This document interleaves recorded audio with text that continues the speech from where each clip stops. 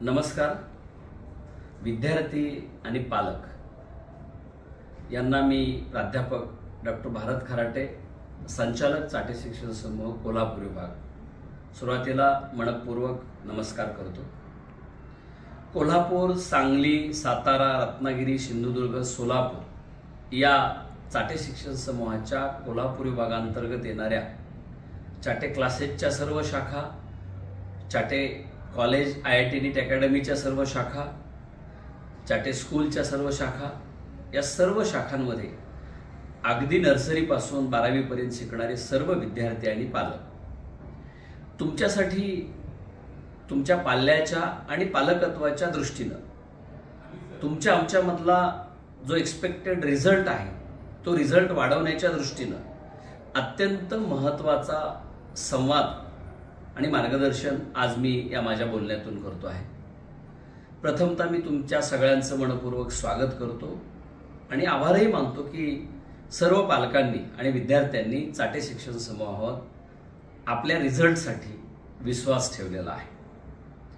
मित्रहो, हा जो प्रवास आहे 24-25च्या शैक्षणिक वर्षाचा, ज्याच्यामध्ये प्री प्रायमरीची मुलं आहेत, ज्याच्यामध्ये 1st to 4th ची मुलं आहेत, 5वी ते 7वी ची मुलं आहेत, 8वी ते 10वी ची मुलं आहेत आणि 11वी 12वी ची मुलं आहेत. सर्व पालकांना आणि विद्यार्थ्यांना माहिती आहे की आज नॅशनल लेवलला कॉम्पिटिशन आहे, स्टेट लेवलला कॉम्पिटिशन आहे आणि इंटरनॅशनल लेवलला शिक्षणाच्या अनेक संधी उपलब्ध आहेत. चाटे शिक्षण समूहामध्ये सन्माननीय चाटे सरांनी आम्हा सर्व स्टाफला एकच गोष्ट सांगितलेली त्यांच्या मार्गदर्शनातून की आपला जो विद्यार्थी आहे हा विद्यार्थी 12वी नंतरच्या किंवा 10वी नंतरच्या कोणत्याही क्षेत्रात जातो तेव्हा तिथं तो चमकला पाहिजे. आणि म्हणून चाटे शिक्षण समूहामध्ये जे काही शैक्षणिक वर्ष सुरू होतं एप्रिल-मे पासून, त्या आतापर्यंत झालेल्या अकॅडमिकची रिव्हिजन प्रत्येक विद्यार्थी पालकांना व्यवस्थित केली पाहिजे. ती करताना मग आपण शिकवलेला अभ्यास केला का, त्याच्या टेस्ट व्यवस्थित दिल्या का, त्याचा होमवर्क व्यवस्थित झाला का, कारण प्रत्येक वर्गातल्या विद्यार्थ्याला शैक्षणिक अभ्यासक्रम असतोच. आता शाळा असेल त्याच्यात ऍक्टिव्हिटी असतात, ज्या ऍक्टिव्हिटीमध्ये विद्यार्थ्याच्या व्यक्तिमत्वाचा विकास होत असतो. आणि म्हणून पालकांना या निमित्तानं मी आवाहन करतो की आपल्या पाल्याच्या या घडण्यामध्ये आपली जी पालकत्वाची भूमिका आहे दॅट इज व्हेरी इम्पॉर्टंट. कारण पालकत्व म्हणजे केवळ संगोपन नसतं, प्रेरणा ही खरी पालकांची जबाबदारी असते. आणि म्हणून आपल्या पाल्याला त्या त्या टप्प्यामध्ये प्रेरित करणं, मोटिवेट करणं आणि ज्या शिक्षण संस्थेत म्हणजे ज्या शाळेत असेल, ज्या क्लासेसमध्ये असेल, तिथलं जे काही त्याच्या वर्गातलं वर्षभराचं प्लॅनिंग आहे, नियोजन आहे, त्याच्यामध्ये पालक म्हणून आपण जाणतेपणानं सहभागी होणं, सहप्रवास करणं. नेहमी चाटे सर सांगतात की विद्यार्थी, पालक आणि शिक्षक जर समन्वयानं काम करत असतील तर सक्सेस खूप चांगलं मिळतं. आणि म्हणून all the students, all the parents are requested, सर्व पालक आणि विद्यार्थ्यांना निवेदन आहे, विनंती आहे की एप्रिल-मे पासून झालेला आतापर्यंतचा अभ्यास सगळा व्यवस्थित सांगितल्याप्रमाणे झाला का, सगळ्या परीक्षा आपण दिल्या का, सगळे होमवर्क सोडवले का, याचं तुम्ही व्यवस्थितपणे रिव्हिजन करा. This is the period for revision, झालेल्या अभ्यासाची रिव्हिजन.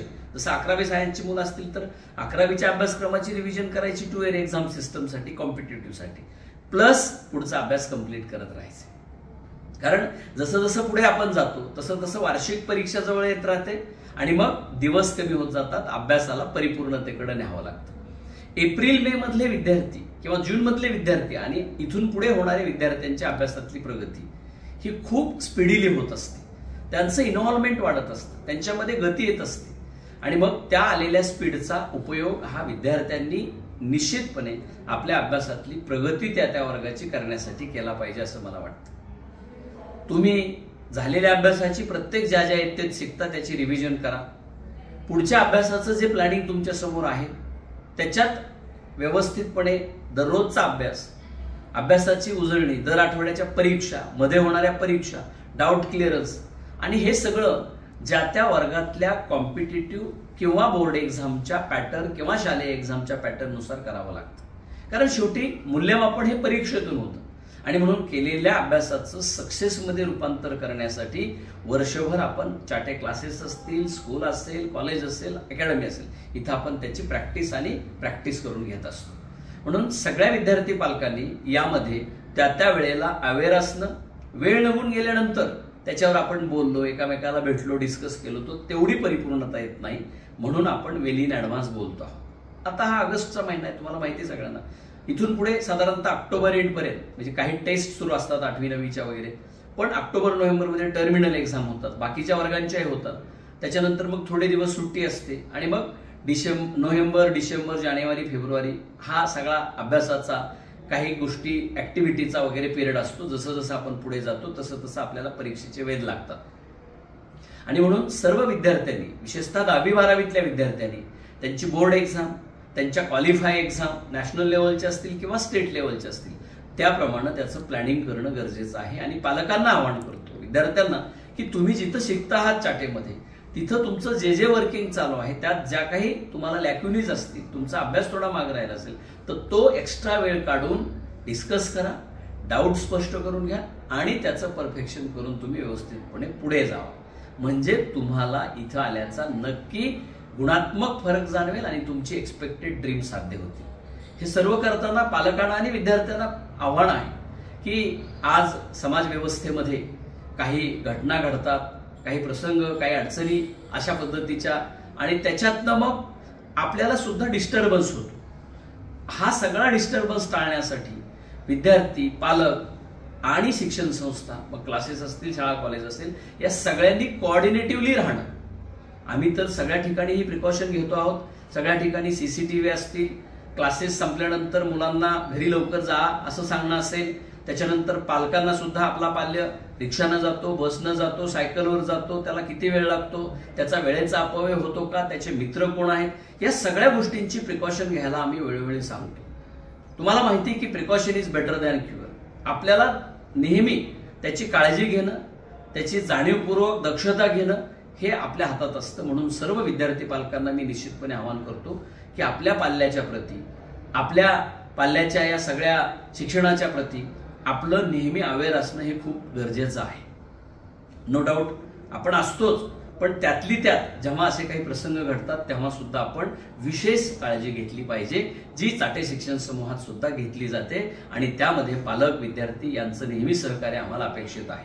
आणि म्हणून विद्यार्थी मित्र हो, आज या संवादाच्या आणि मनोगताच्या निमित्तानं मी एवढंच आवाहन करतो की तुमची जी काही स्वप्न घेऊन तुम्ही या संस्थेत आलेला आहात ती साध्य करण्यासाठी चाटे सरांनी जे आम्हाला सांगितलेलं आहे की विद्यार्थी प्रथम त्याला कष्ट करायला शिकवायचे, त्याला नियोजन करायला शिकवायचं, त्याला मेहनत करायला शिकवायची, जेणेकरून तो या गुणवत्तेच्या आणि मेरिटच्या स्पर्धेमध्ये, या क्वालिटीच्या स्पर्धेमध्ये तो टिकला पाहिजे. आणि म्हणून विद्यार्थी पालकांनी निश्चितपणे आपल्याला इथं जे काही लागतं ते करून घ्यावं. आपल्यासोबत म्हणजे चाटे शिक्षण समूहातल्या शिक्षकांसोबत, प्राध्यापकांसोबत, नॉन टीचिंग स्टाफ आणि आमच्या जबाबदार व्यक्तींसोबत नेहमी संपर्कात राहावं आणि आपल्या पाल्याचं उज्ज्वल भवितव्य घडवून घ्यावं अशा पद्धतीचं आवाहन करतो. आणि निश्चितपणे जाता जाता मी एवढंच सांगतो की आयुष्य छान आहे, थोडं लहान आहे, रडतोस काय वेड्या, लढण्यात शान आहे, काट्यातही फुलांची झुरती कमान आहे, उचलून घे हवं ते दुनिया एक दुकान आहे.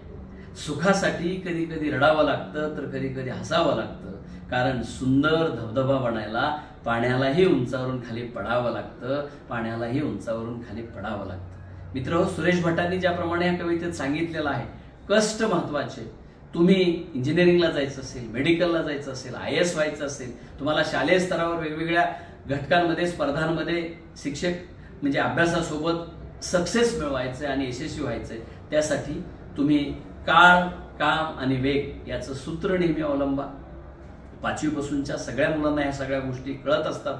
पालकांनी त्या कळण्यामध्ये आणि आपल्या जबाबदारीमध्ये वेळच्या वेळेला सहकार्य केलं, संस्थेतल्या सगळ्या सहकार्याची आणि ह्याची आपल्याला मदत घेतली तर निश्चित अपेक्षित यश मिळतं, यामध्ये तीळमात्र शंका नाही. पुन्हा एकदा सगळ्या विद्यार्थी पालकांचं, चाटेतल्या सगळ्या पदाधिकाऱ्यांचं, शिक्षकांचं अभिनंदन करतो आणि मी थांबतो. धन्यवाद.